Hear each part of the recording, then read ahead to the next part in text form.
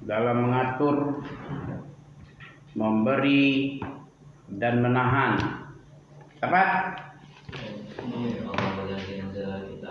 No, yarzuqu itu menurunkan kitab itu, bukan memberi rezeki itu.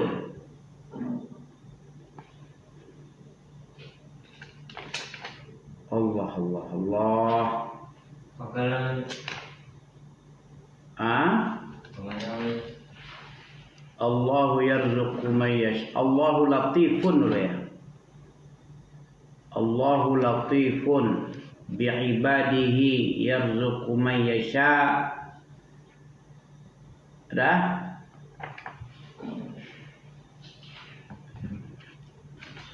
Surah 42. Fussilat ayat 41.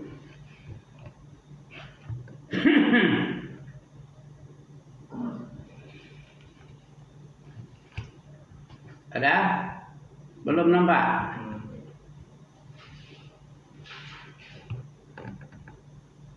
Wa ma kana lahu min waliyyin fa in a'radu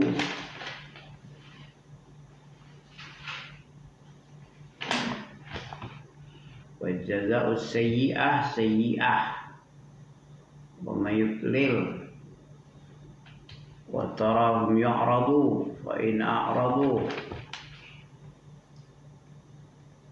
wa huwa allazi walau basata rizqa li ibadihi labaghaw wa huwa allazi yaqbalu taubah am yaqulu dzalika allazi wa huwa allazi yunazzil walau basata Allah rizqa li ibadihi labaghaw fil ardi walakin yunazzilu biqadri ma yasha. Ayat 28 aja antum tengok dulu. Kenapa Allah menyempitkan? Kenapa tidak lapang seluruhnya? Ada hikmah tidak dibalik itu kira-kira? Ada pasti. Sebagaimana dalam surah Asy-Syura ayat 27. Walau basatallahu rizqa li ibadihi labaghaw fil ardi walakin yunazzilu biqadarin ma yasha innahu bi'ibadihi khabirun basirun. Kalau sekiranya Allah melapangkan rezeki bagi tiap-tiap hamba, pasti sungguh-sungguh dia akan baghaw. Baghani baghaw. Ya. Baghayan. Bagawan apa bagayan? La baghaw. Sungguh-sungguh hamba-hamba tadi menjadi baghaw. Apa baghaw? Tagha dengan baghaw beda. Baghi itu melakukan tindakan kezaliman. Ya, menzolimi pada tiap orang. Yang mampu dia zolimi, pasti dia zolimi. Itulah bagha. Baghi itu tindakan yang melampaui batas, tindakan keji. Ini akibat kalau orang banyak duit. Nah, ini ada ayat langsung toh. Paham ente kan? Kenapa ada miskin ada kaya? Kenapa tidak kaya seluruhnya? Kalau memang adil Allah itu di muka bumi. Allah itu maha adil. Kenapa tidak kaya semua? Kenapa tidak sejahtera? Ya, ini hikmahnya. Supaya apa tadi? Agar dia tidak labaghaw fil ardi walaki yunazzilu, akan tetapi Allah menurunkan rezeki itu menurut qadar yang Allah kehendaki. Berapa-berapanya Allah yang tahu, dengan ilmunya menentukan qadar. Kalau orang ini diberi rezeki insyaallah aman nih, amanah nih. Kalau ini diberi rezeki pasti menyimpang dia nih. Kalau ini lupa diri dia nih. Kalau ini kejam dia, sedikit-sedikit tersinggung bunuh, sewa pembunuh. sewa orang yang bisa menghabisin pembunuh bayaran. Karena duitnya ada untuk bayar, gampang lah. Kau habisin itu, ini duit berapa? Berapa kau minta? Terserahmu aja, pokoknya habis. Nah, ini kan, itu namanya baghin. Oke ya? Faham ente? Coba baca dulu sekali. A'udzu billahi as-sami'il 'alim minasyaitonir rajim. Walau basatallahu rizqa li'ibadihi labaghaw fil ardi walakin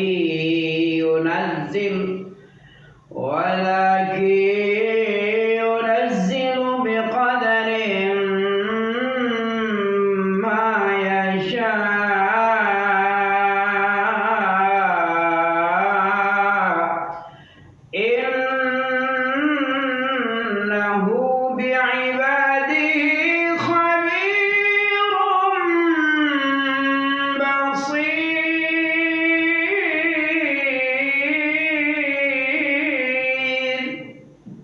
Coba baca. Hah? Jadi ngapain ente sebentar ini? 28. Nah, 27 ya. Surat Syura. Belum ada tuh. Sebelumnya walau Basopo, basit, tahu tidak basit? Nama Allah ada al-basit. Apa basit? Basit itu terbentang. Basopo, Allah kalau membentangkan rezekinya, memberikan seluas-luasnya rezeki tanpa menentukan seberapa-seberapanya, begitu aja memberi bisa sebenarnya, tapi bahaya. Sama dengan memberi makan makhluk ikan. Tahu ikan? Ada ternak ikan ya? Ikan itu ketika umur sekian-sekian boleh dikasih aja, dicurah-curah gitu aja makan. Apa akibatnya? Kekenyangan mati ya. Manusia gitu juga.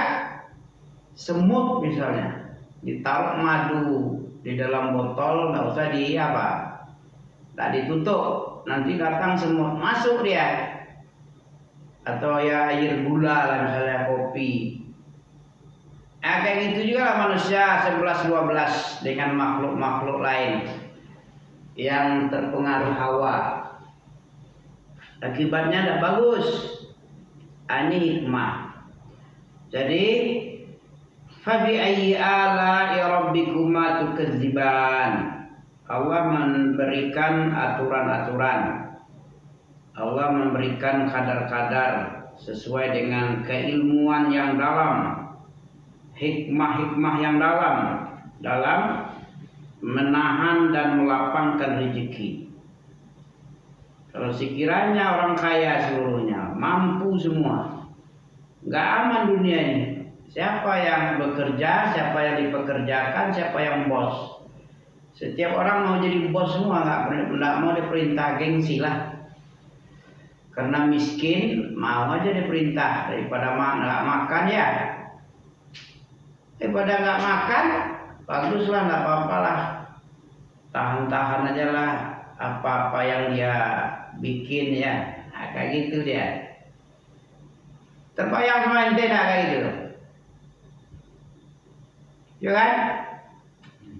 Apa hikmahnya Allah menyempitkan rezeki kepada hamba ini A dan hamba B dilapangkan. A dan B tidak sama, walaupun dia satu bapak satu mama ya. Bagaimana kabar Bapak ini? Suwo ini gimana? Gimana dia sekarang?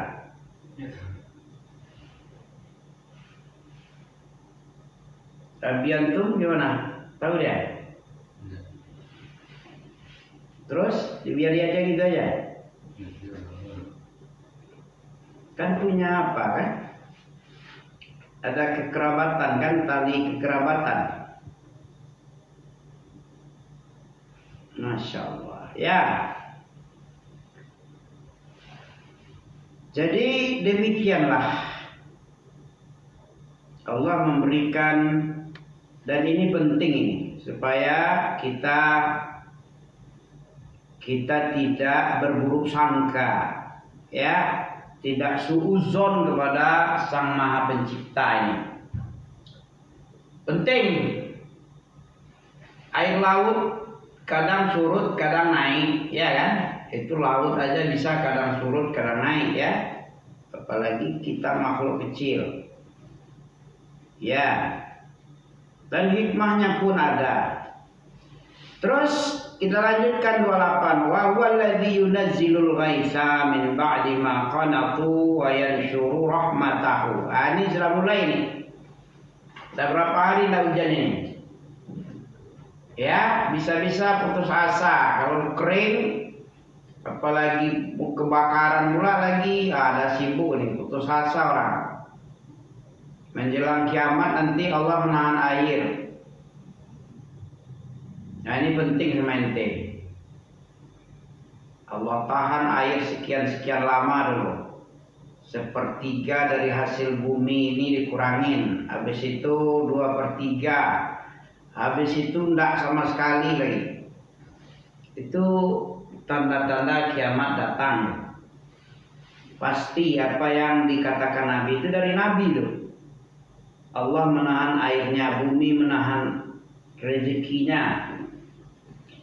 Ya, dialah yang menurunkan, wa huwal ladzi yunazzilul ghaitsa min ba'di ma qanatu wa yanshuru rahmatah wa huwal waliyyul hamid. Dan dialah Allah yang menurunkan ghaitsa. Apa ghaitsa itu? Air hujan. Min ba'di ma qanatu. Setelah adanya rasa putus asa. Qanatu itu putus asa itu. Ya, bagaimana hujan gak turun-turun? Wah, matilah kita ini. Kalau memang gak turun-turun juga, ya gak ada harapan hidup lagi. Nah, begitu ya. Bukan gak pernah terjadi ini. Setelah pasca Nabi aja ada. Di waktu zaman Nabi Musa juga ada. Karena kekafirannya dibikin oleh Allah musim kemarau panjang. Di zaman Nabi Yusuf juga ada 7 tahun namanya pecaklik. Ya, 7 tahun musim hebat, musim panen, gemah ripah. Setelah itu 7 tahun musim pecaklik. Maka disuruh oleh Nabi Yusuf ketika musim semi, musim panen itu disisihkan, bikin logistik ya, kalau istilah sekarang logistik penyimpanan bahan pokok, makanan pokok, tak gandum, tak beras ya, kalau beras nggak ada maksudnya, gandum, korma, tak apalah namanya makanan orang zaman itu. Ya, selama 7 tahun musim hebat semi, musim panen raya. Selama 7 tahun lagi musim pecaklik. Itu panjang sekali dia. Sampai-sampai keluarga abang-abang Nabi Yusuf ya berangkat ke Mesir, ke tempat Nabi Yusuf jadi menteri pangan, ya, menteri diangkat oleh Raja Kitfir sebagai mengatur logistik negara. Setiap rakyat waktu itu kepada Nabi Yusuf mengadu dia. Nabi Yusuf jadi menteri setelah dibuang ke dalam sumur, dia kan?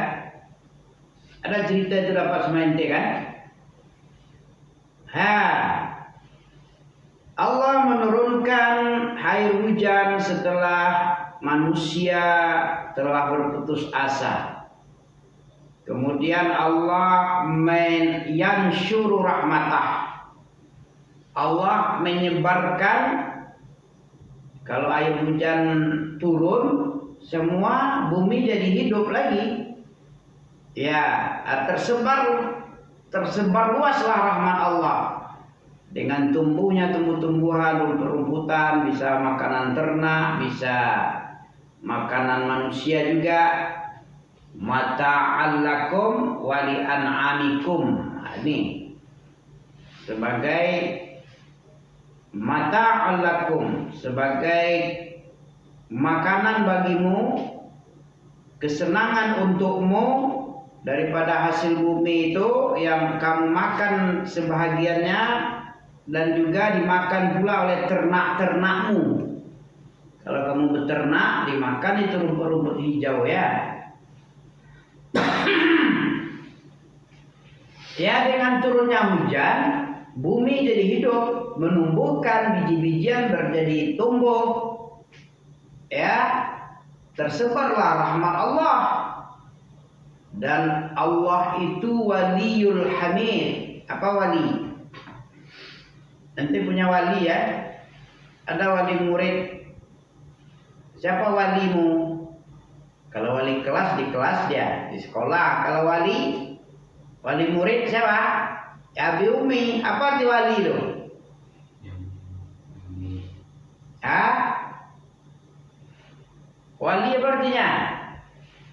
Ngomong aja bisa tuh. Wali mendampingi.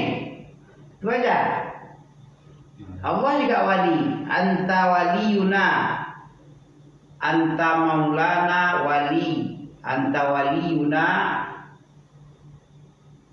Hah?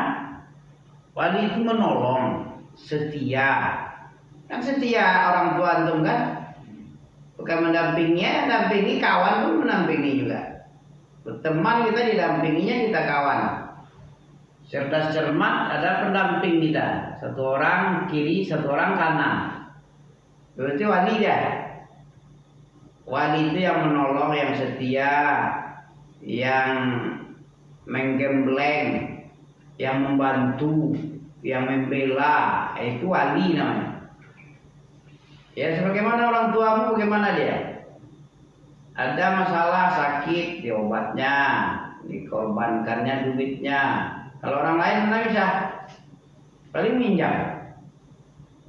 Atau disedekahi, ya itu paling ada sekali dua kali. Terus menerus mana bisa? Orang tua bagaimana dia? Sebelum dia sehat anak itu, tidak mau dia berhenti dia. Tetap diusahakan sampai titik apa itu, 6 titik maksimum ya. Sampai nggak ada lagi daya upaya, baru sudah nggak mampu lagi baru berhenti dia. Selagi mampu pasti diusahakan bagaimana supaya anaknya baik.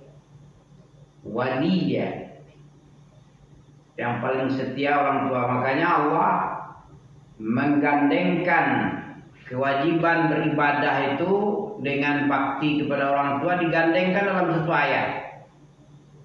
Ini penting buat ente nih. Allah menggandengkan kewajiban berbakti kepada orang tua dengan beribadah kepada Allah Ta'ala satu-satunya dalam satu ayat.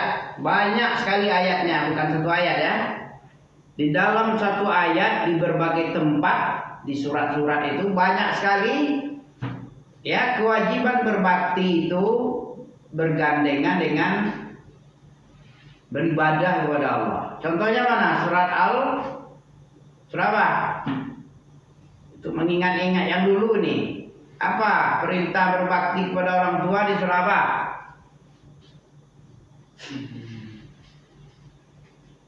Banyak sekali. Dalam surah Al-Baqarah ada. Wabil walidaini ihsana itu apa? Tahu ente? Sudah ente hafal itu kan? Dalam surah Al-Isra ayat 23 ada. Wa qadha rabbuka. Sebelumnya apa? Ente dilarang bertuhan dengan Tuhan yang dua. Jangan kamu bertuhan, Tuhan itu lebih dari satu, jangan. Nah, itu dalam surat Al-Isra itu. Coba ayat 22 ente tengok. hanya orang yang bertauhid yang bisa menjalankan perintah Allah. Kalau dia bertuhan hawa, itu nggak bisa separuh-separuh beribadahnya. Saya tidak. Hawanya menyuruh begini, Allah menyuruh begini, hawanya ini. Mana yang diduluinya? Maka dilarang hamba-hamba manusia ini, jangan kau menyembah dua Tuhan. Ada itu ya? Coba buka Isra ayat 22. Apa dah? La taj'al. Apa arti taj'al? Jangan kau jadikan bersama Allah itu ada Tuhan yang lain. Tuhan nakirah ilahan itu apapun yang dipertuhan jangan. Mau kepala negara ente pertuhankan tak boleh. Mau nafsu kepala perusahaan, direktur utama misalnya. Siapa saja ilahan itu nakirah itu. Tuhan apapun tak boleh dijadikan bersama Allah. Artinya bertuhankan Allah, bertuhankan selain Allah. Ini orang gila ini, orang syirik. Yang disuruh beribadah kita sembah itu, Tuhan yang kita sembah Tuhan apa? Yang Allah suruh apa? Tuhan yang menyuruh antum menyembah Tuhan apa yang disembah itu? Tuhan yang menciptakan. Mana dalilnya? Kalau ente menyembah yang bukan menciptakan, ditanya oleh Allah nanti. Tanya sama Tuhan yang kau ibadahi itu, yang kamu patuh dengannya. Menciptakan tak Tuhan yang kamu sembah itu? Ditanya sama Allah. Allah memerintah itu ada alasan. Kenapa ente disuruh beribadah kepada Allah? Karena apa sebabnya disuruh beribadah, bertauhid? Karena menciptakan ente. Masa diciptakan terus dibiarin aja, nggak ada diapa-apain, nggak ada disuruh, nggak ada dilarang? Untuk apa diciptakan? Mubazir itu. Jadi Allah menyuruh-nyuruh itu ada alasan. Orang yang menantang, membangkang dia ini namanya orang yang tidak ada akal ya. Ada orang diperintah oleh Allah tidak mau, dia itu akalnya nggak ada. Kenapa nggak ada akalnya? Udah dibagus-bagusin penciptaannya, dari nggak ada, dari nol, dari nggak ada sama sekali jadi ada, jadi berkuasa, jadi kaya raya, jadi punya apa-apa, dari nggak ada sama sekali.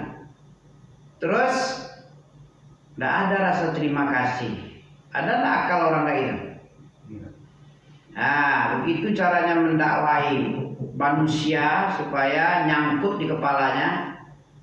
Sudah begitu besar nikmat Allah, sudah begitu baik Allah sama dia. Harusnya kebaikan itu balasannya kebaikan. Hal jazaul ihsan illal ihsan. Bukankah balasan kebaikan itu kebaikan yang sama? Wa ahsin kama ahsanallah. Begitu cara mendakwahi manusia kepada Allah itu begitu. Ingatkan jasa, ingatkan rahmat Allah sama dia, ingatkan kekuasaan Allah sama dia. Begitu sudah masuk kebaikan Allah itu, tahu dia kebaikan Allah itu gampang lagi tuh. Kekuasaan Allah dia tahu, kebaikan Allah pun tahu dia. Ya, jasa-jasa Allah itu tahu dia. Baru enak nyuruhnya lagi. Makanya dakwah tauhid itu dakwah yang pertama itu, pengenalan terhadap Allah itu yang pertama kali Nabi nyuruh. Jadi enak nyuruhnya yang lain-lain. Menghilangkan Tuhan selain Allah ini yang paling bahaya. Dihilangkan keyakinan-keyakinan yang busuk, yang muda-muda dalam dadanya itu. Keyakinan kan berkarat. Kalau nggak dibersihkan, keyakinan itu berkarat, kayak besi deh. Kalau nggak ada digosok-gosok, dibersih-bersihkan, dilap-lap, itu akan berdebu dia. Itulah gunanya baca-baca Quran, baca-baca hadis. Fa amma bi ni'mati rabbika fahaddis. Adapun nikmat-nikmat Allah itu kamu cerita. Bercerita kita. Kalau sudah kita ceritakan masih mengingkari, itu tidak ada lagi alasan lagi. Makanya orang belajar itu sangat besar sekali keutamaannya. Semua yang ada di jalan yang kita tempuh itu untuk menuntut ilmu akan memintakan ampun. Baik orang yang belajar maupun yang mengajar. Orang yang mengajar ini enak ini. Ya, khairukum man ta'allamal Qur'an wa 'allamah. Mengajar, muallimul khair, man dalla ala khairin kafa'ilihi. Apa artinya itu? Mandalla, dalil. Mandalla itu menunjuk. Siapa yang menunjukkan orang-orang kepada kebaikan, maka dia mendapat ganjaran seperti apa yang diajarkannya kemudian diamalkan oleh si murid. Nah, itu dia. Besar sekali. Walaupun kita ngomong-ngomong ini aja diamalkan oleh orang yang rindu kepada akhirat, yang cenderung kepada akhirat, itu bagus. Ya. Mengajak manusia kepada Allah. Siapa lagi yang lebih baik ucapannya? Ini dalam surah Syura juga.